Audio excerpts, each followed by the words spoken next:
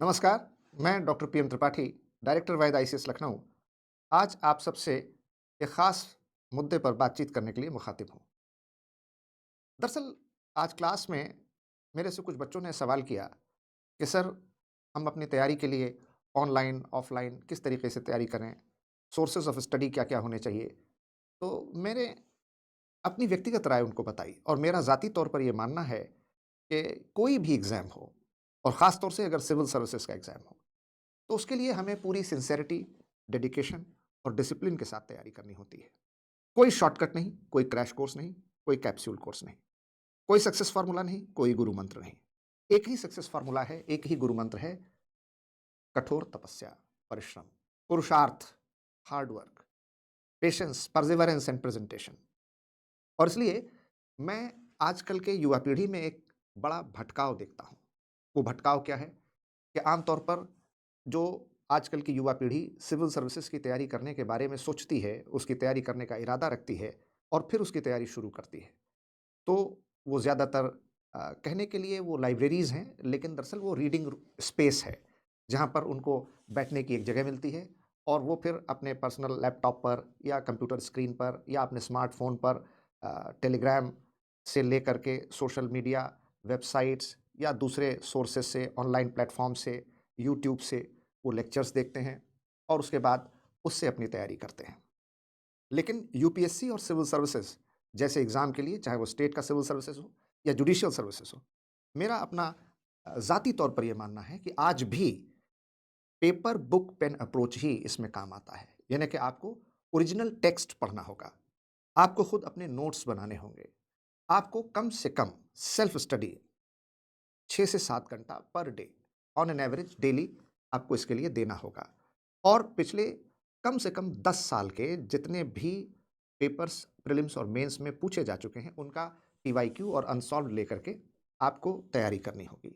जिसका सबसे बेहतरीन तरीका आज भी यही है कि एनसीईआरटी की class 9th, 10th, first year और सेकंड ईयर की सोशल साइंसेज़ से आप अपनी तैयारी शुरू करें। इन किताबों को पढ़ें। और उसके बाद एक बुक लिस्ट है जो आपकी एडवांस्ड स्टडीज़ के लिए है। उसमें history, geography, Indian polity, constitution, governance, Indian economy, international relations, foreign policy, environment and ecology, science and technology, current affairs, इससे जुड़े हुए आपको स्टडी मटेरियल के तौर पर कुछ एडवांस्ड स्टडीज़ के लिए बुक्स हैं, कुछ इम्पॉर्टेंट वेबसाइट्स हैं, कुछ वेरी इम्पॉर्टेंट गवर्नमेंट डॉक्यूमेंट्स हैं, जिसमें कि इकोनॉमिक सर्वे रिपोर्ट, नीति कमीशन की report, department of public enterprises की रिपोर्ट, ऐसे ही तमाम इंटरनेशनल इंस्टीट्यूशंस हैं, WHO, ILO, UNO, IMF, WTO, इनकी जो समय-समय पर एनुअल रिपोर्ट्स आती हैं।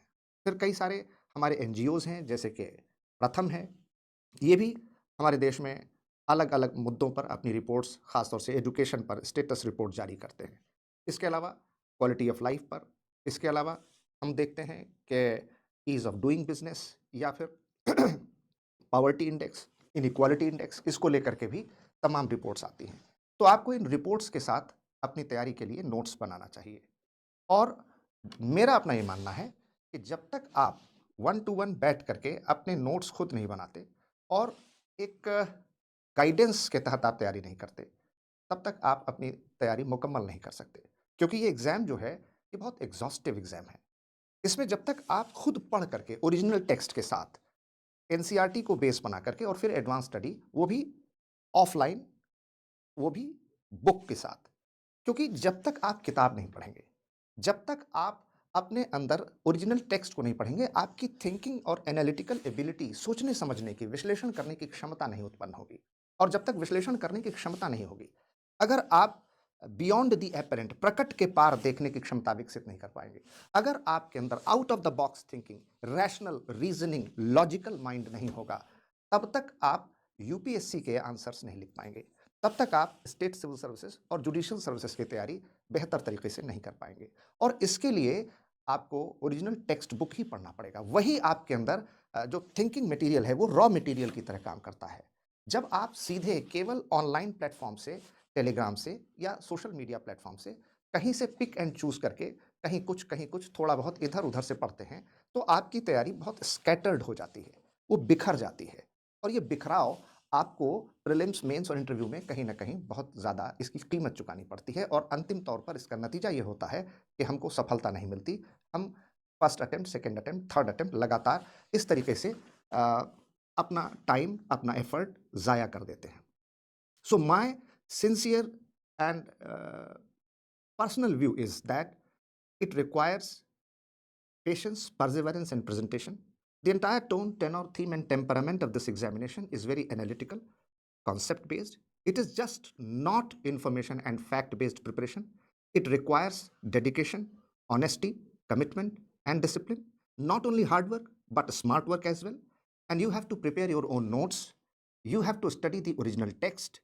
You have to sit for at least 5 to 6 hours per day on an average basis.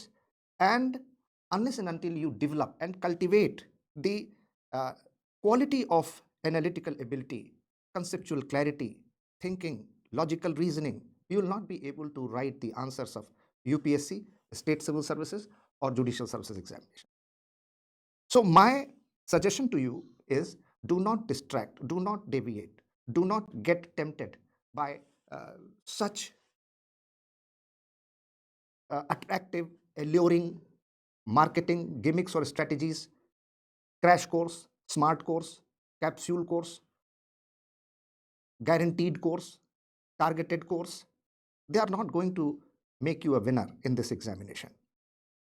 इसके अलावा आपको एक अच्छा मार्गदर्शक, उसके मार्गदर्शन में, उसके देखरेख में तैयारी करनी चाहिए, क्योंकि सिविल सेवा का पाठ्यक्रम इतना विस्तृत है और उसमें इतिहास, भूगोल, राज्य व्यवस्था, संविधान, पर्यावरण, पारिस्थितिकी, विज्ञान, तकनीक, प्रौद्योगिकी, विदेशी संबंध, अंतर्राष्ट्रीय संबंध, ये सारे इतने सारे विषय हैं जिसमें कि आपको अकेले अपनी तैयारी करने में बहुत अधिक सामर्थ्य, संसाधन और समय का निवेश करना पड़ेगा।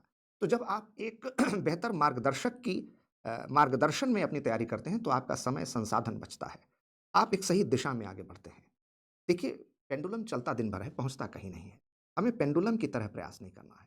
हमारा प्रयास सार्थक और सही दिशा में और नियोजित ढंग से होना चाहिए। उसकी एक विशेष रणनीति होती है। उसके लिए आपको एक सिविल सेवा, न्यायिक सेवा के जो विशेषज्ञ हैं, उनसे बातचीत करनी चाहिए। वो ज़रूरी नहीं है कि कोई कोचिंग इंस्टीट्यूट हो। वो आपके घर में आपके माता-पिता, बड़े भाई-बहन, कोई शिक्षक या ऐसा कोई भी व्यक्ति हो सकता है, जो कि सिविल सेवा के परीक्षा से जुड़ा है, जो उसके लगातार परिवर्तनों को देख रहा है, जो जानता है कि इस परीक्षा की आवश्यकता क्या है। और इसलिए मैं आपसे कहूँगा कि आप ऑनलाइन पर समय कम दें।